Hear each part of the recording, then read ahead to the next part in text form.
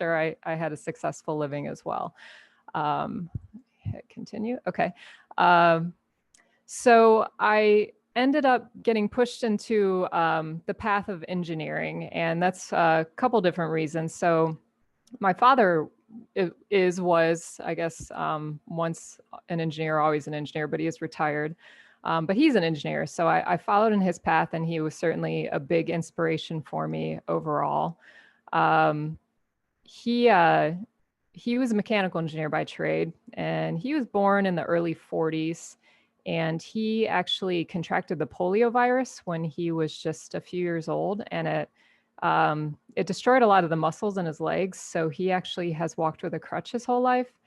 And so he was in a male dominated field, but he was there with a disability. So he back then, sadly to say, when he was a kid growing up in school, physical disabilities, any sort of disability was kind of lumped into the same group. So physical disabilities were viewed the same as mental disabilities and emotional disabilities. So he was put into special ed classes essentially and taken out of the mainstream education system. So he really had to, push hard to get to where he needed to be. And I think, he knew once I wanted to get into this career path that, being a man with a disability in this industry was very challenging. And he knew that being a woman in this industry was probably going to be similarly challenging. So he pushed me real hard, and really gave me a lot of inspiration, but really wanted to make sure that I was prepared to join this field. So it was for good reason. Some of the stories I tell is that, back in high school or in college, when I would do something dumb or say something dumb, my dad would always just look at me with this look on his face like, and you want to be an engineer? So, but it was good. He prepared me for the industry. He instilled a sense of, confidence in me, and really helped me become the person that I am today.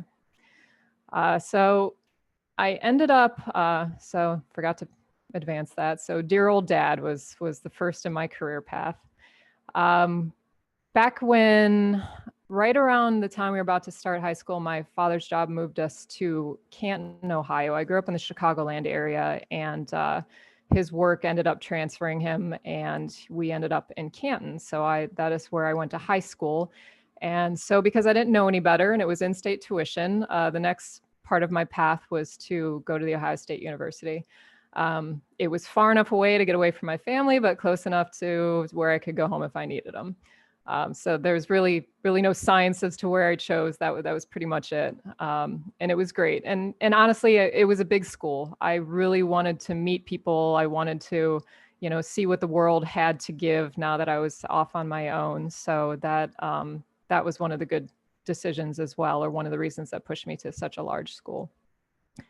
So at the time, there was no environmental engineering program there. It was really just kind of on the cusp of being created at Ohio State. So I ended up joining the civil engineering program. And based on what I wanted to do and what I was telling my counselor, they pushed me into the water resources division of the university. So I didn't know what that meant, and I just dove right in. And quite honestly, what I'm doing today is not what I expected to be doing back when I was starting off in school, but it was probably one of the best moves. I can't even tell you that I remember my counselor's name or many other conversations outside of that one, but it was a good push to get me into this field because it's certainly a great sustainable field. So when I graduated college, I ended up joining, at the time, it was Metcalf and Eddy. And I know some of you on here know that name, and others maybe not so much. They're not around anymore, but they have some textbooks and have been one of the foremost firms out there for wastewater treatment engineering. While I was there, they got bought by a company called AECOM, and that's who owns them today. So I spent about 10 years there. And I got to work on a wide variety of projects, a lot of cool things. When I joined the office, it was a pretty young office. office when it came to water work. It was one of the up and coming areas that they were trying to develop in the city amongst that company. At the time, it was full of geologists that were overseeing RECRA and brownfield remediation work. So, it was new and it was different, and we were trying to get work. And I think building that business locally with the company gave me a lot of access to various people in the company, because when you're trying to build a business, you pull in your resources from other areas of the company. So I got to work with some lead water quality resources within the company, and it gave me a lot of access and exposure to people that maybe I wouldn't have actually had it with other opportunities or well-established offices in the area. So, it was great. I got to build some relationships with some pretty smart people that knew a lot about water treatment. But, being a new office, a young office, there was definitely a lot of turnover. And, it was part of the growing pains of being in a competitive industry. So I think the number was, over the 10 years I worked there, I think I had like 8 different bosses. It was kind of crazy. But it was great because it was exposure to a lot of different people that are still in this industry that I work with to this day. So it was nice to develop those relationships early on. And I think even though I had a change in my career, it still exposed me to a lot of great people that I still know and keep in touch with today. I met my mentor there. I know a lot of people in the industry know him. His name's Shannon Markham.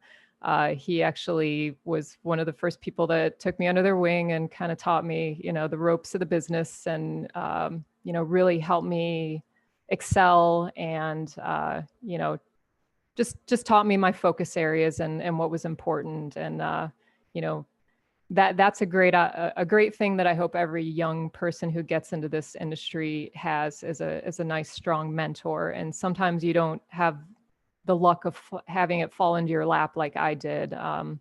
Sometimes there's more of an effort you have to do to get out there and find them. So the one thing I learned there for sure is that just contacts are everything. I mean, you want to develop contacts with everybody you meet along the way. This is a small industry, and you're going to run into these people over and over again. So it's great to build those relationships everywhere you go. So I was there for about 10 years overall. What I learned there is you got to throw everything you have into your projects. Throw it all in there. I mean, no matter if the project is big and sexy and fun, or even if it's just a small little facility, or even just a pump station or some component of a process. Approach everything with that same gusto, and you will catch people's eyes, and you'll get well positioned for the next big thing. While I was there, I got to work on a project that many of you know of. It was the infamous pilot plant that we did for the city of Columbus, and it was a really cool project where I basically got to operate a pilot plant, a water treatment plant. Didn't serve anybody, but it tested out a lot of different water treatment processes. And it was very complex. It was very extreme.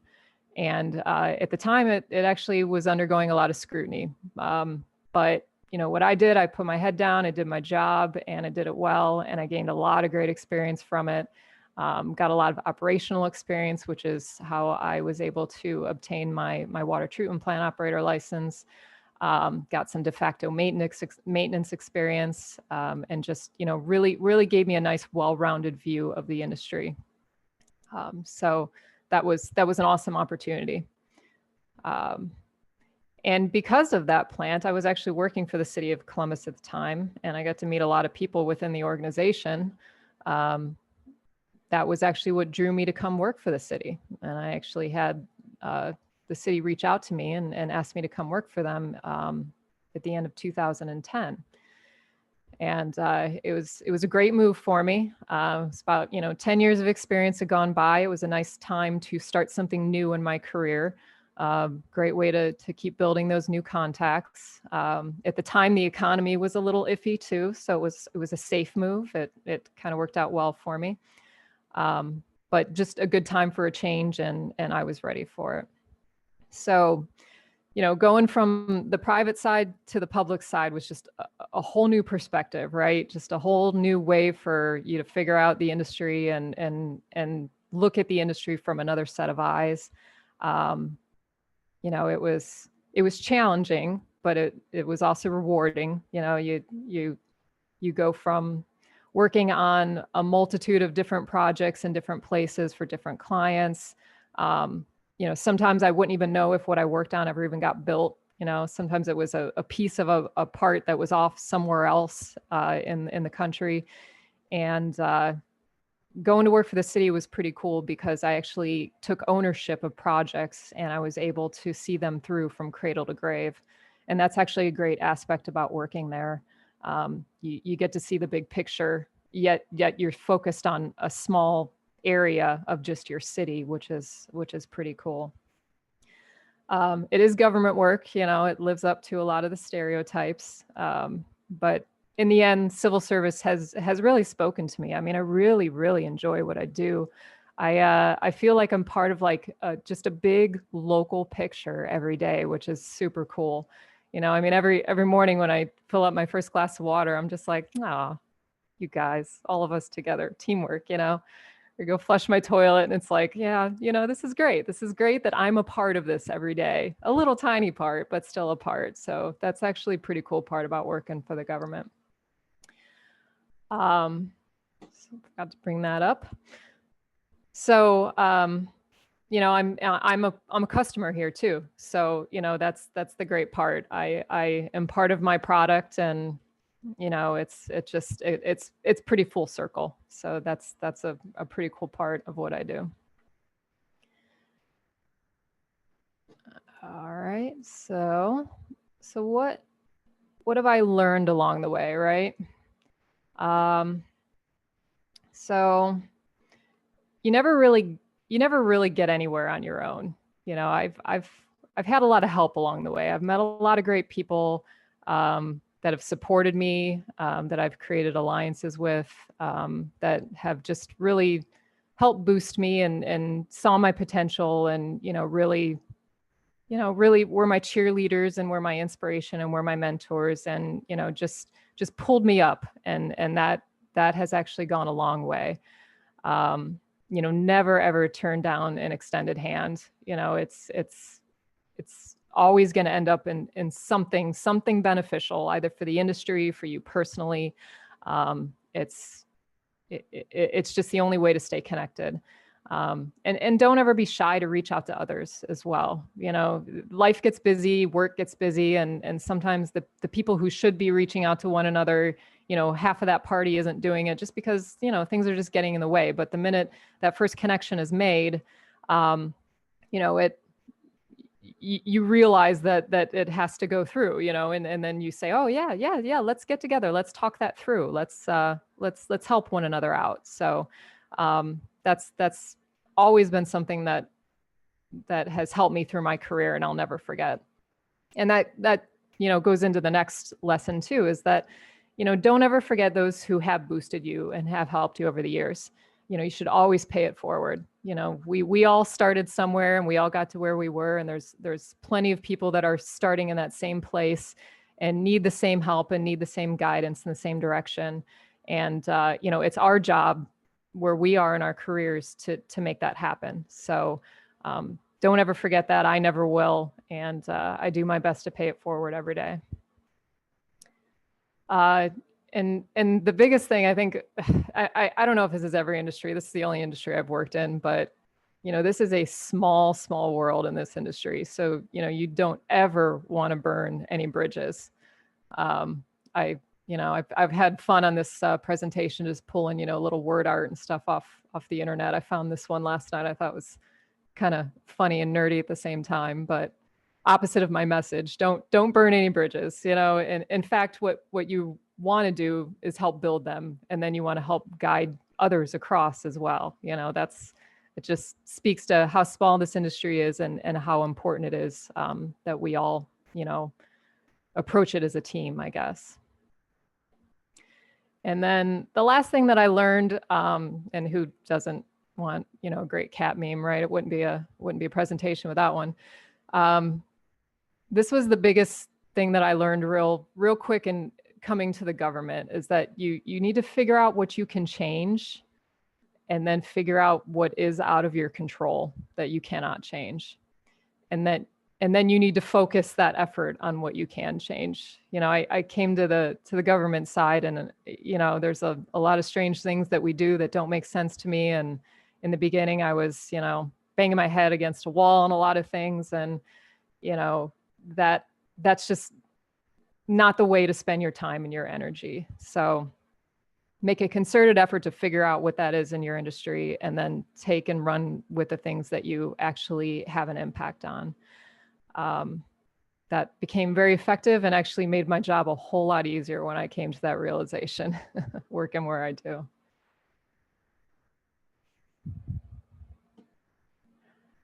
So, sorry, I'm gonna take a quick drink. So one of the things that has certainly helped me a whole lot through my career is my involvement with Ohio American Water Works. I actually, until I started putting all this together, I didn't realize how much I had been involved, and actually how much, when I look at this list, how many people I've met along the way, and how many things I've been involved with because of this. So if there's anything I can offer, that is probably the number one thing I would tell anybody, is get involved with an organization. Obviously, American Water Works is a great organization, but there are so many others out there too. I mean, it's just the knowledge you gain, the network you build, the people you connect with is incredible. I joined in 2001 when I graduated college, and for a good decade, I mean, I just paid my dues and went to conferences every year to try and get my credits, and that was it. I didn't realize the value of what was there. In fact, I think it was, when I finally came to the city, is when I had an employer that actually encouraged involvement, and was a little bit better about being able to improve myself while on the job. So they were very supportive of getting involved with an organization. So I think, back in 2012, I ended up joining the technical programming committee as the vice chair, which is basically the committee that puts together the technical content for the state conferences. So we reviewed abstracts for presentations and made those selections, and then lined them up in the various tracks at the conference, and put all the technical content together. It was actually really cool. I did it for many, many years. I ended up being the chair in 2013 and stayed there till 2016.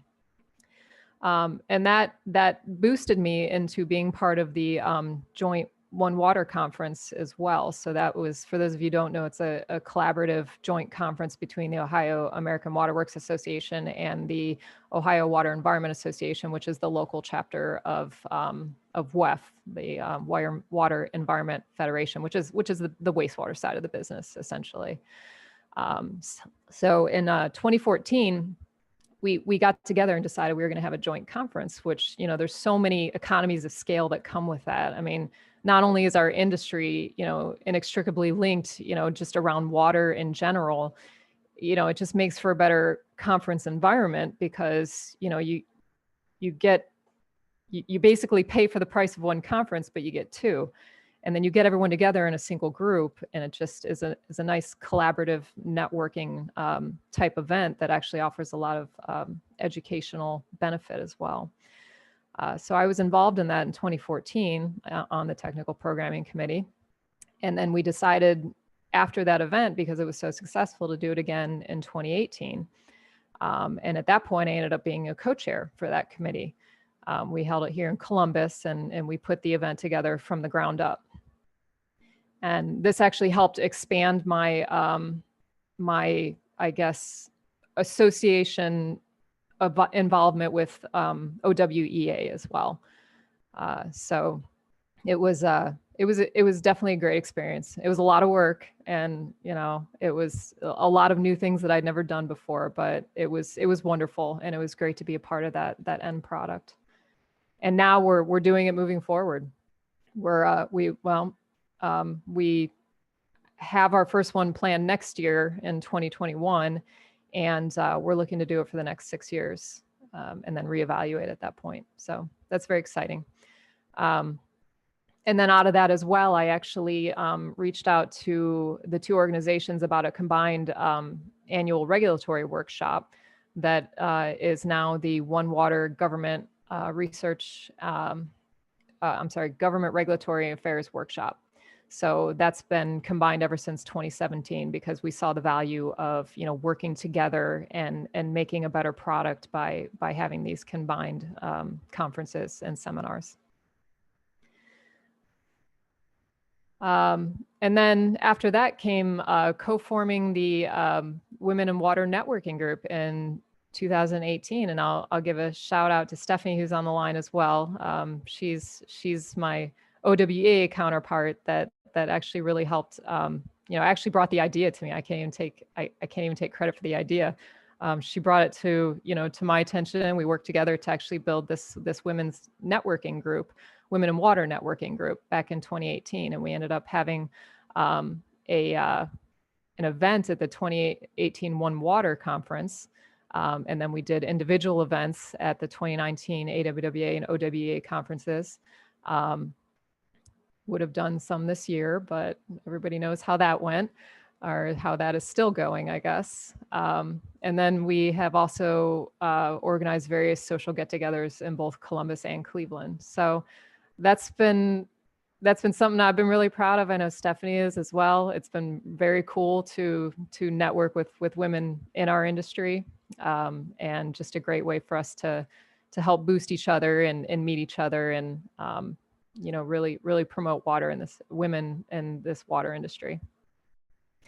Then I joined the governing board in 2019, and I'm still residing on that board now. I've had other involvement along the way with, various subcommittees, events, tasks, all related to Ohio AWWA and National AWWA as well. It was one of those snowball effects. You get involved in one thing, and then you start getting involved in the next thing, and you meet more people and you do more things, and it's really exciting. And and then next thing you know, 10 years goes by, and you've got this list of things on your resume, which have been great. And I won't say that I was ever really qualified for any of them. I just invested the time and the effort and got to learn as I went. And, it had a lot of benefit for both me and I think the organization as well.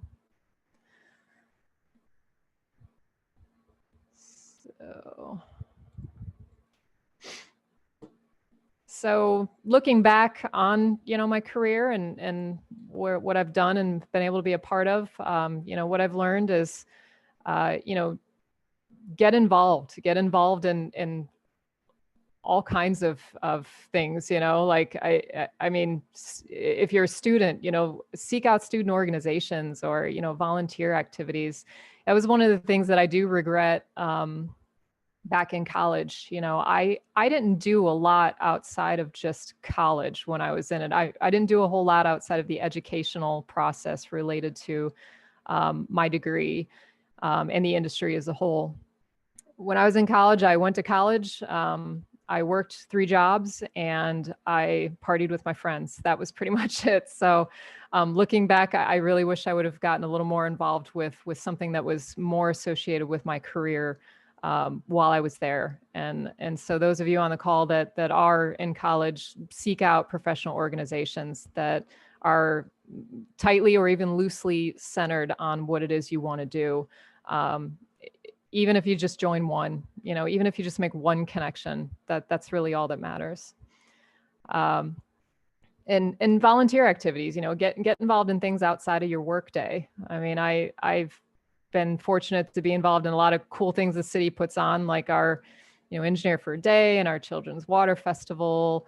I'm involved in the Ohio the Ohio State capstone course every year. So just do things you wouldn't think to do. Take those opportunities. They take time, and sometimes you're like, oh, I don't have time to do that. I don't want to do that, but you do, and then in the end, you always find out that it's worth it. And then find a mentorship program. That is something I definitely wish I would have done looking back as well. And join it, get paired up with a mentor. There are a lot of people out there that do want to help and do want to reach out. And that's really the way to learn what to do in your industry, is to get firsthand experience and knowledge from somebody who's always been doing it. In many universities, many employers, even just industry organizations and associations have programs like this in place. So you just have to find them. But I get that you also need to know where to look. So, that's what like I said earlier, it's the responsibility of us in the industry to actually reach out as well and do our part. And get your experience too. Do an internship for sure. I mean, don't get through school without going out and working in the real world.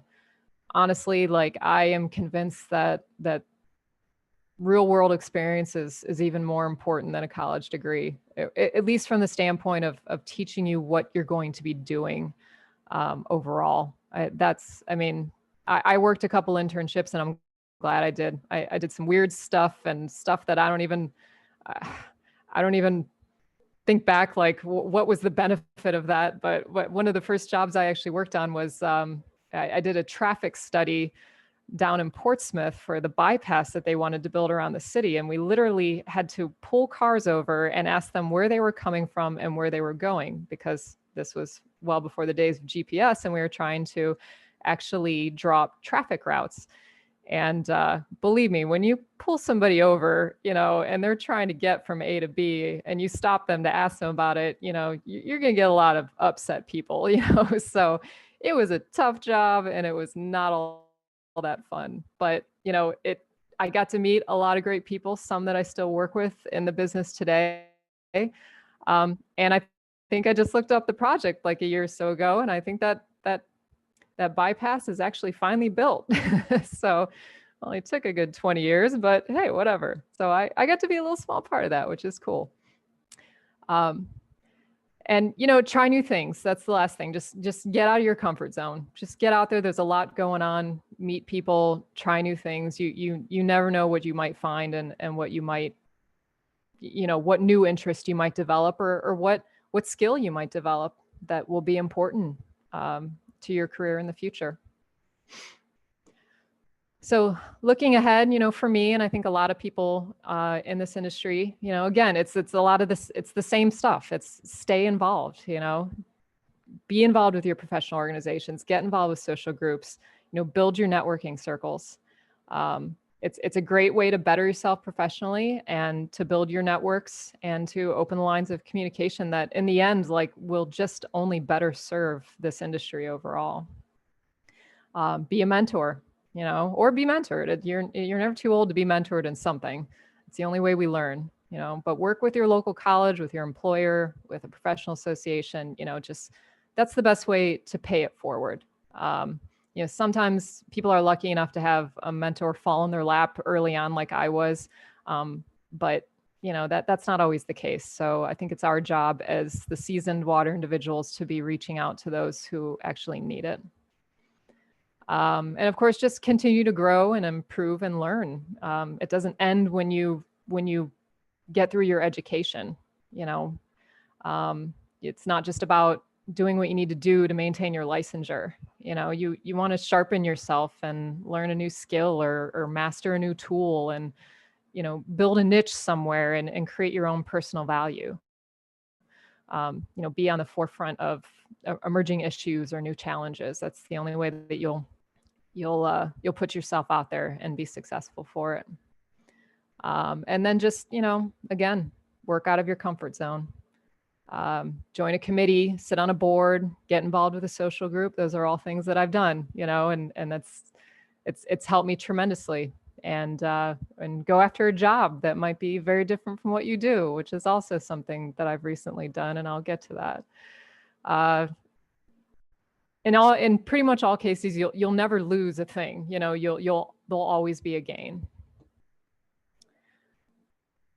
So diversity in our industry, I mean, I think it exists. You know, now I've been talking a lot about my career as an engineer, but you know, our industry is a wide range of people. I know that when I started in engineering in the College of Engineering, there weren't a lot of women there, and I know there's a heck of a lot more now, and that's a wonderful thing. It's increased throughout my career, you know, but it still has a ways to go. It didn't exist in some other areas of the engineering industry when I joined. That first internship that I talked about was with a transportation firm, and well, let's just say I was the only woman there for sure.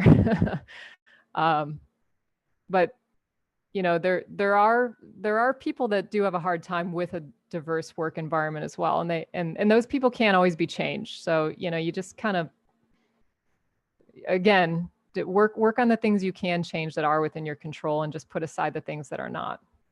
But I think one of the biggest things that I've learned recently that's kind of incredible is, of course, there's just a lot of implicit bias out there. I mean, that's like a buzzword that's been thrown around a lot, but it's true. People don't realize they have it, and I don't realize that I had it. In fact, I have this link up here that I encourage all of you to use. It has a series of implicit bias tests that you can take. And if you can believe it, I took a few of them, and I have a gender career bias. How incredible is that? You know, I am a woman in, you know, a male dominated field, and yet I still have a gender bias toward women in work environments. Like it blew my mind, you know, and it goes to show that it doesn't define you. It's not who you are, but it's deeply ingrained in you because of, you know, the cultures we've grown up in, and because of, you know, the things we see on TV and what we've seen in society. So, you know, and we all need to be aware of it, and we all need to work on it. So if you guys can make this link available afterwards, like, take it. It's pretty cool. You might blow your own mind. But I do think that our industry is just diverse by trade overall. You know, obviously it's not just engineers, which there has been a historical lack of diversity in that particular group. But, you know, we have plant and field staff, you know, we have administrative staff, we have support professionals, you know, safety, our regulatory groups, human resources, you know, fiscal, customer service. I mean, there's a lot of different areas in this industry, and they all bring, you know, some degree of diversity to, you know, what we do, both in just, you know, overall what it needs to run an industry like ours. But we get a lot of different people from a lot of different walks of life when you really look past, you know, just the little bit that I work in overall. But again, there's still a long way to go. I also think that our industry is improving when it comes to inclusiveness, but it does definitely depend on, you know, the leg of the industry that you're talking about. I could tell you, in the city of Columbus, I think we do a fairly good job. We do have a diversity and inclusion office within the mayor's office. And it works to promote, you know, D&I principles, both within our own organization, but also with those that we do business with. So that's a good step. I don't see it as much with our contractors and maybe some of our vendors that we work with, but we're trying to develop procurement methods and ways that we can actually encourage that kind of participation in the teams that get our business and that are built, you know, for the purpose of working for the city. And I also think our professional associations help tremendously. I mean, case in point, you know, we're here tonight with our diversity and inclusion committee, our YP committee, you know, putting on an event in order to really focus, you know, focus that effort to bring about, you know, the education that people need, that diversity is out there, that we all need to embrace it, and we need to make sure that it is in our work environments all the time. So again, you know, that's one of the reasons to be involved with these organizations, because they'll definitely open up your eyes to things that you might not see just in your general workplace or just in our industry as a whole. I think we could improve this, overall, just the idea of diversity in our business by, just encouraging people to be members of these associations and, promoting the programs that we support, the committees that we have that actually, do all this work to get the word out there and to bring people together, and all of the efforts that go into that. It really is our job to promote those, outside of just our general daily work lives. So it's a multi-layered effort. And I think that multiple people working, to educate and to activate and to promote diversity and inclusion in everything that we do and in our industry as a whole is necessary. And we all should be doing it because we're all a party to the end results and the efforts that go into that.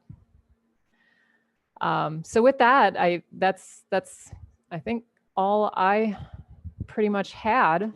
I appreciate you guys listening. I think the one thing I wanted to bring up when I talk about, working outside of your element or trying something different and really pushing yourself hard.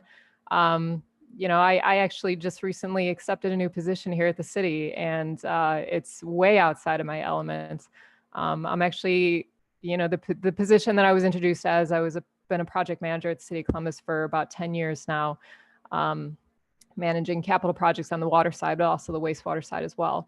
And I recently was promoted to assistant administrator for our division of sewers and drains. So I've hopped over to, another leg of our industry and moved up to the administration level.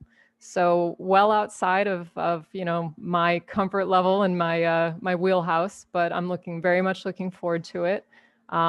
It's a position that, has historically been dominated by males. I'm not aware of many women that, have been in that position. So I'm really proud of it. I'm really excited about it. I'm, a little nervous about it, but looking forward to this change overall. So with that, I will go ahead and stop talking and see if there are any questions. And you guys can look at my sweet little boy, Red, there, who is always happy to hear me talk.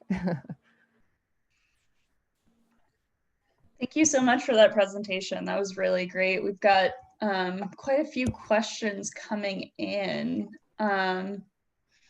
So Danita asked, how do you practice diversity and inclusion at your workplace and in your professional associations?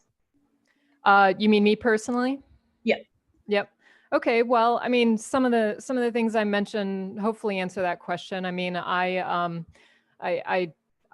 try to do my best to, boost the individuals that I work with that, do come from more diverse backgrounds, to, help them feel like, they have a place at the table, and, they should be pushing themselves, promoting themselves. I have a handful of staff that are very diverse in nature when you look at, all their backgrounds and their different areas and walks of life. So I'm always happy to be a resource for them and to promote them and to, encourage them to do their best and to move up, within our organization, within the industry as a whole. I think, the biggest one, I think, is, just the women's networking group. I think, obviously that's a very focused area of diversity with being women overall, but we've worked really hard to create that environment where, we can get together as women in the industry and share stories, share connections, share values, and help really promote and support each other. That's very, very important. And that's one of the things I'm most proud of, over the course of my career is being involved with that organization. And I'm also mentoring a student right now at OSU, a wonderful young woman who, is going to school for something very similar that I was, 20 years ago. And I'm trying to teach her, of course, the value of, just working hard in this industry and, taking some of the lessons that I've learned, and encouraging her to do the same with others. So yeah, that's pretty much how I would sum up my personal efforts. Yeah, that's great. Thank you for doing all that. Going to kind of combine two questions here. So have you ever experienced bias that maybe surprised you coming from a person above you, and how did you deal with that? And do you have any tips for women to promote themselves in a male-dominated workplace? Yeah, I guess I've definitely experienced bias, expected and unexpected. I guess my advice would be, when something like that happens, it's kind of awkward. And the first thing people want to do when they're faced with an awkward situation is to kind of make light of it, because both people are, they're just a little unsure about what just happened. And, you just want to joke about it because that clears the air, which I do. And I have been guilty of and still probably am to this day. But I would say what is the appropriate response is to address it then and there, is to, bring light to what just happened, clear the air, treat it diplomatically and professionally, but address that, there was maybe an unprofessional or an awkward bias situation that just occurred, because the only way that you're really ever going to educate and improve is to address and learn. So I would just, and of course you never want to approach it with any sort of disdain or any angst or anything, especially if it was unintentional. You rise above and you just draw the necessary attention to it, and then you let it go from there. Just educate and move on. That's great advice. One of the pre-submitted questions that we got was, how has your work life changed during COVID? Yeah, well, my work life has been here at home in my basement. So we were sent home as a part of the original stay-at-home order, and I've been home ever since. We now, with the city of Columbus, I'll point out, and this is kind of obvious, and those of you with working at other municipalities know this as well.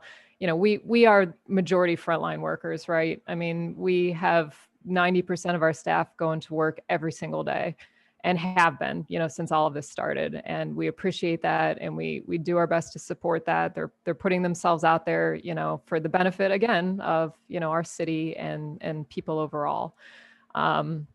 The few of us that can work from home have been working from home. And it's worked. We have the technology and the ability to do it, as do so many others out there doing the same thing. And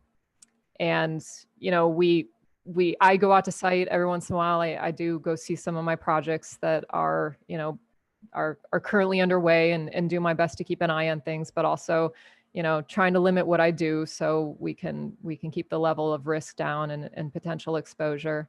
But I try to do what I can to support the people that are going to work every day, because there's a lot of people who have taken on a lot of additional effort and, are under a lot of added stress because of the work environment that we have right now. So it's my job to support them and to help them, do their best and to be the least amount of a pain in their butts, I guess.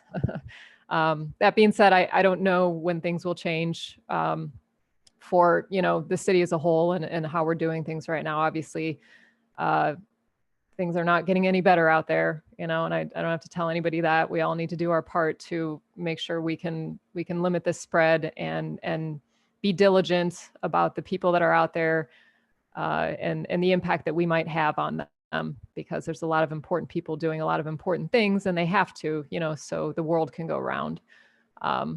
And just be there to support them. And that's all I can do at this point. Yeah, definitely. The question in the chat from Ray, who wants to know, what are some things that you do now outside of attending conventions and joining organizations that you do to ensure you're keeping yourself exposed to new things? I'll assume professionally, right? Like I said, I love myself a good social gathering. I like to get together with my friends in the industry. I really miss that right now. That's something that has definitely gone by the wayside, and I assume that's one of the purposes of the questions as well, is how do we cope, with this environment right now when we all can't be together with one another. Um, outside of just being involved in what you can be from, an educational standpoint, get out in your community and still help and still do what you can to benefit the industry, but also just benefit the greater picture as well. I know one of the things that we always love to do here at the city was we would host a litter cleanup at our Hoover Reservoir. And we know as a BNN was very, very much involved with that as well. And we sure miss not being able to do that this year. But that we turned it into a hybrid and encouraged people to go out on their own and go to our reservoirs and pick up garbage. And I did, so don't discourage yourself from doing these things just because we can't do them in the traditional way that we thought we could previously. We also had, our 5K to benefit the water industry as well. And, obviously we didn't have it, we weren't in person for it. But we still did it, and we had a great outcome, and it was a virtual 5K, and everybody was to go out and complete the race on their own. And I'm sure everybody diligently did and was very honest about it. So, just the opportunities out there to be involved and to still feel like you're doing your part exist. They just look different, and you might have to try a little harder to seek them out. But keep doing it, because that's the only way that we stick together and something like this and really still feel like we're part of a bigger picture.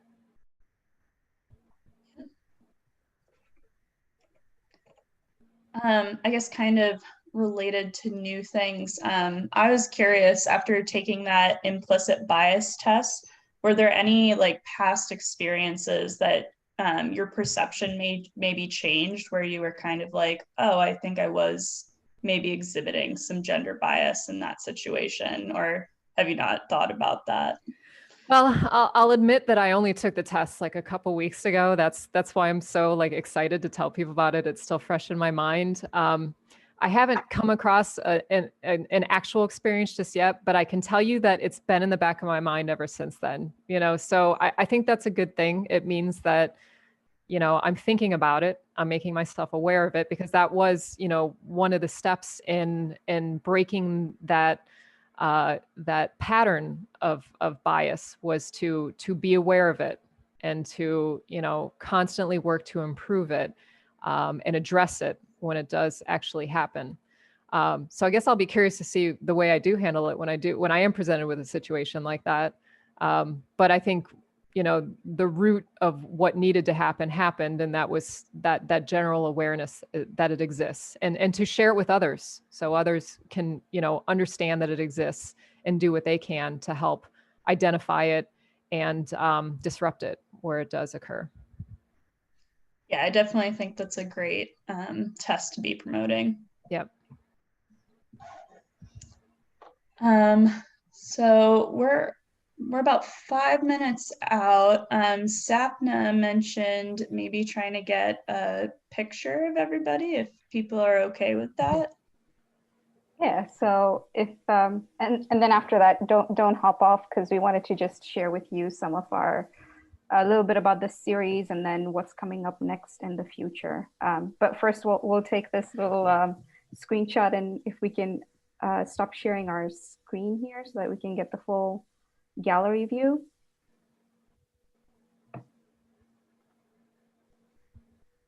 Julie, are you able to do that? I don't.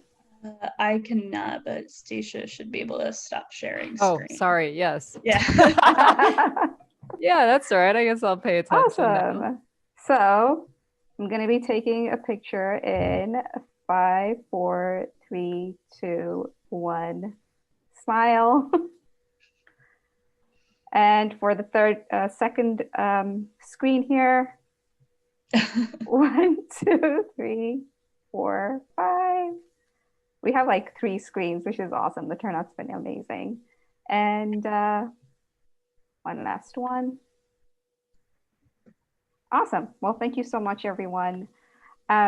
We have had an amazing turnout.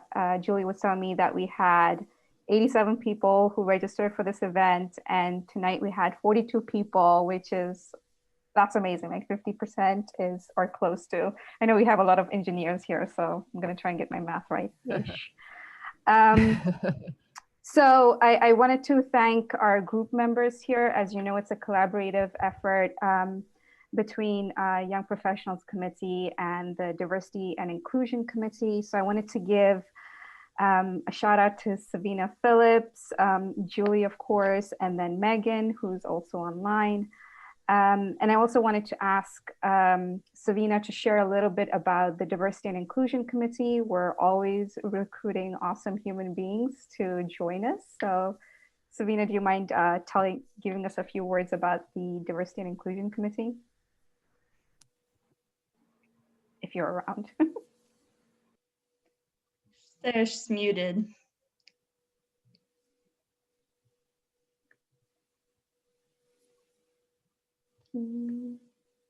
I guess in the meantime, Julie, if you could tell us a little bit about YP and why people should join. Oh, there we go. Okay. Anyway, sorry, I had to unmute it on the host and say, hi, I'm Savina. Thank you all for coming. I'm really excited. This was a great collaboration between the YP Committee and the Diversity and Inclusion Committee. We were relaunched 2 years ago under our relaunching chair, Danita Bonhart, which is on the call. Wave, say hi, Danita. Woohoo! But yes, we are diligently working to shed light on diversity and inclusion in the Ohio water community. We are moving full steam ahead. This is our first of many series we plan to give, and we are recruiting new members. So if you have great ideas or you just want to be a part of our movement championing diversity and inclusion in the workplace, reach out to me. Franco Noche is our vice chair. You can reach out to him. You can reach out to Nita, our past chair, but we're really excited to continue this movement. We made great strides and to keep it moving along. So thank you all for coming. This was a great first event, Stacia. We really appreciate you. This was a great first event and we are really excited. So if you have any questions about our next event, Sapna will briefly go over what we have coming up. And again, thank you. I look forward to being a part and keep your ears and eyes open for more diversity and inclusion initiatives to come. Great. Thank you, everybody. I appreciate everybody being here and the support. I'm honored to be the first. So good to see a lot of familiar faces as well. Yeah. Well, we're not done. Julie or Megan, do you want to tell us about YP? Sure. So the Young Professionals Committee is another committee under the umbrella of OAWWA. And we're pretty much engaged in like getting young professionals involved. And so kind of like Stacia talked with those mentoring opportunities, it's a good way to get involved with the industry and meet people who can help mentor you and help guide you. I think we maybe have a few open spots on the committee. I think we do. But if you're curious about it, you could email Randall, who was CC'd on the emails that went out prior to this. But we have some more events coming up that Sapna is going to tell us about. Awesome. I've included Savina's email as well as Randall's in the chat box. If you're interested in joining either one or both committees, we'd love to have you. Our next session is going to be in January. The speaker is TBD, but we do have speakers all the way through September of 2021. We're going to be having speakers every other month. So one next January, March, and so on. We also would love for you to, if you're interested in joining our email list, and there's a link there. Everyone who joined the session or registered for the session, you're already in our email list. And if you don't want to be, I think you can unsubscribe from the list as well by emailing one of us here on the team. So thank you, everyone. Thank you, Stacia. Like, that was an awesome presentation. I think it's so great to hear your journey, and it's also interesting to hear your reflections, not only from a personal, I mean, from a professional, but also from a personal standpoint. And if anyone has questions, please do reach out to Stacia. So want to thank you again. We're right on the 6:30 mark. So I just want to thank you, everyone, for being here today. Thank you, Stacia. You are one of our water heroes, warriors that kicked this off for us. So we're ever so grateful to you. Absolutely. Thanks for having me, guys. All right. Thank you. Take care. Bye.